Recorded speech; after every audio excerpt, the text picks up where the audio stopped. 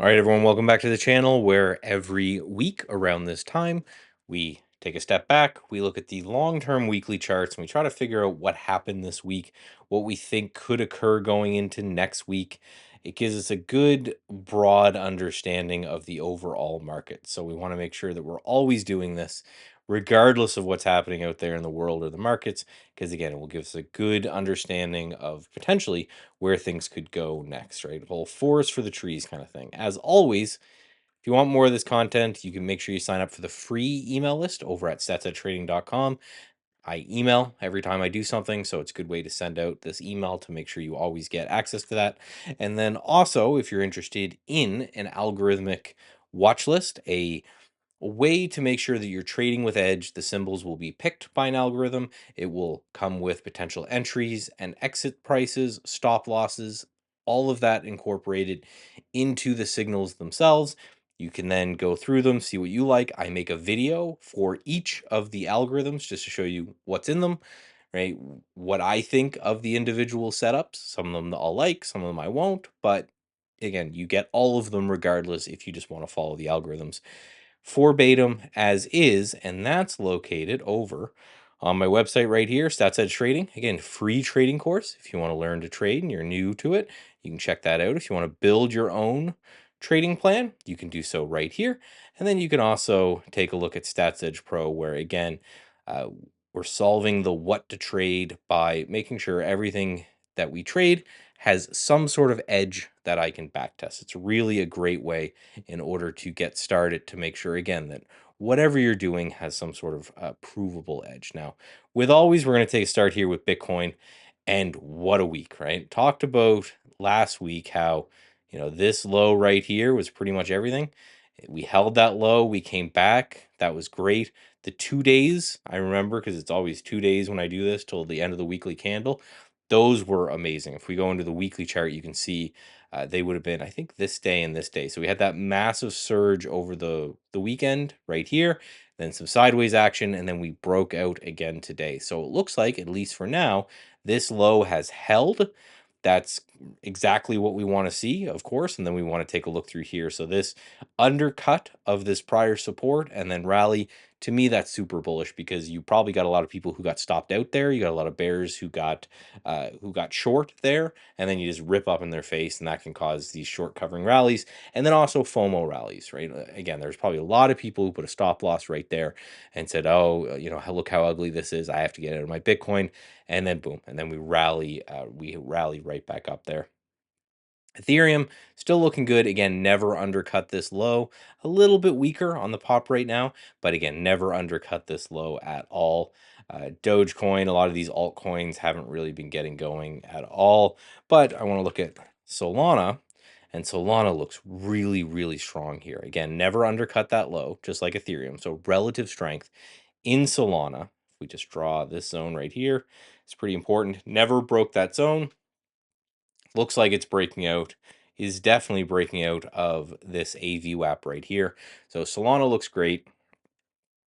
Yeah, all of these Bitcoins look amazing. Now, if we zoom in a little bit to the daily time frame, we might be a little bit overdone here in the short term. So, but any kind of pullback or consolidation, for me, I'm going to be looking to buy this and then potentially add if we can break these highs. But, we did do a big bounce off the lows. So again, I'm not going to be chasing. I've never FOMO into anything. I need to see some sort of pullback or base in order to make a plan in order to push this name higher. Now, taking a look here at gold, and we're going to do this on the weekly chart. We popped through again, and then we failed. I do not like this weekly candle in gold. I mentioned I was getting long as things were bouncing off here. I cut all my gold and silver exposure right here on Friday, just because we failed at that level. Wouldn't be surprising to see this come in a little bit. I just think we're getting a nice, bit of sloppy type action, right? We had this range right here. If you just looked at this, for example, on like a line chart or an area chart, it looks just much more like a bull flag. It's these tops and bottoms, these wicks that go crazy. These are really good for traders, not so good for long-term holders or investors. So I'm just looking at this as a bit of a choppy mess until we get, maybe a pullback and Then we go, I'll take another shot at it, but a little bit dead in the water for now. Looking at silver, this was just massively relatively weak, right? So this before looked stronger. Now we just kind of completely fell apart there. So we did get a good little trade here in gold and silver that I talked about as we were kind of breaking these downtrend lines. But right when it fails, we're trend traders. When the trend changes, it's time to go put our money into the next thing. If I take a look at DXY, it's the dollar index. This is also pretty much what we thought was going to happen, right? We had this breakdown. I talked about 2 down weeks in a row into an important area, and that I wouldn't be shocked to see some kind of rest week or sideways action, right? We bled down a little bit and then we bounced.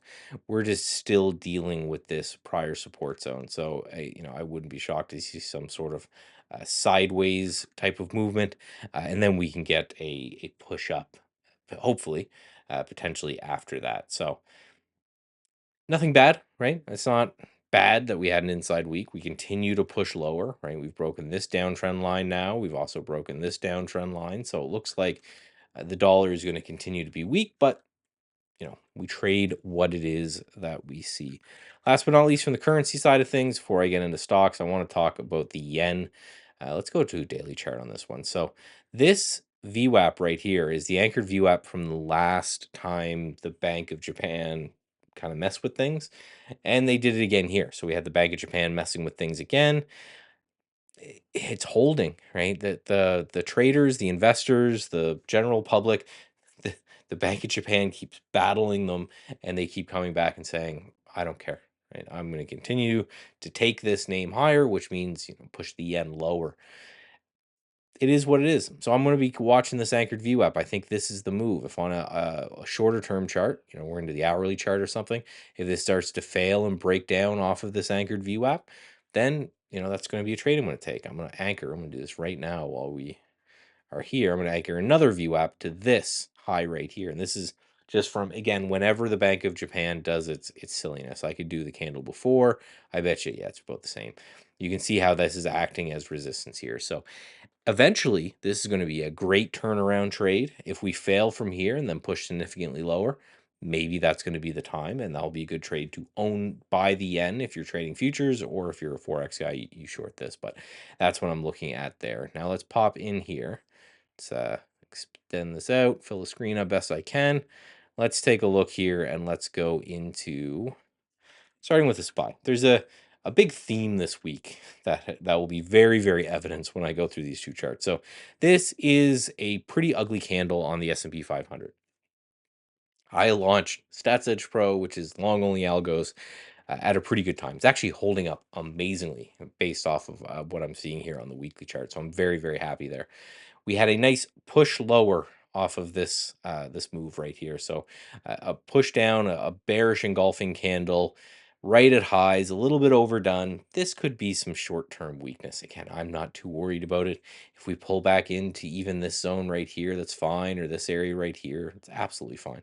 Ignore the bears that are running for the fences. Now, that's the SPY. Now let's take a look at the RSP, which is the equal weighted version. Big topping tail in the week, but way, way better than what we saw in that other index. Now let's go to the IWM, the small cap, same thing. Big topping tail, but way better. We had this nice breakout last week. We had an amazing continuation in the small caps into this week. A lot of that got sold at the end of the day or the end of the week, but still we're seeing small cap and the RSP. So what does that mean? If we see small cap up and the RSP up, well, those represent way more stocks in the overall market than the S&P 500 that's mainly focused on big tech. And when we see this movement out, means people are selling big tech names, they are buying other stuff. And our entire job, that's why I look at things like relative strength algorithms, there's going to be a lot of small cap names into that this week, is basically looking for, where is this money going to go? That's our job as traders. Where is this money going to go? That's going to be where I want to put my time and my attention and my focus. Now we take a look here at some of these things that we're moving today. Nothing crazy, but we had UNG bounce a bit. I'm watching this one at this $14 level right here. Last time when we broke out through here, I bought in this area. We had a nice little trade. Let's see if we're going to hold. Natural gas is just too ugly to generally be this good, but we're down many weeks in a row. So a nice little oversold bounce wouldn't shock me by any means. I wanted to take a look here, and I wanted to look at URA because this thing is back to this level. So we had a nice little bounce off URA. Got very excited. That got reversed right away. So a lot of these things uh, are showing this type of pattern, right? Now, we already talked about it in silver, where we had a nice little bounce and things are failing. So it looks like there is this rotation. So where's that rotation going? Where's money going into right now? Well, KRE. So this is your regional bank ETF.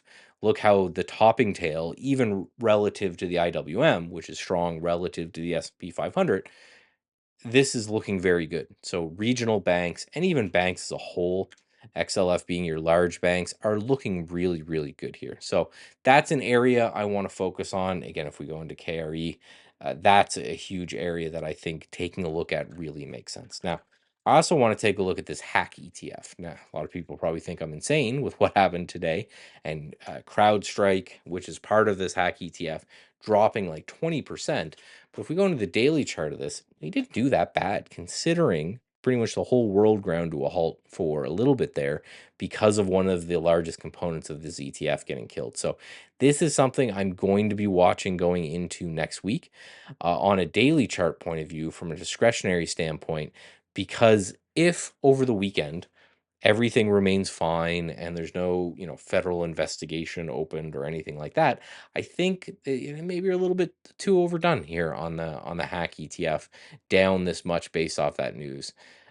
So this kind of cup that's happening right here, and if we zoom out, this is what I really like about this ETF. It's this big cup and handle that's been going on here on the cybersecurity or the hack ETF. So this is going to be kind of my discretionary watch for next week. Again, for the algo people, that will be out later on the weekend. I do a little bit more work that takes a little bit more time, so I'll shoot that out later for you guys on the weekend. So, thank you everyone for coming by. I greatly appreciate it.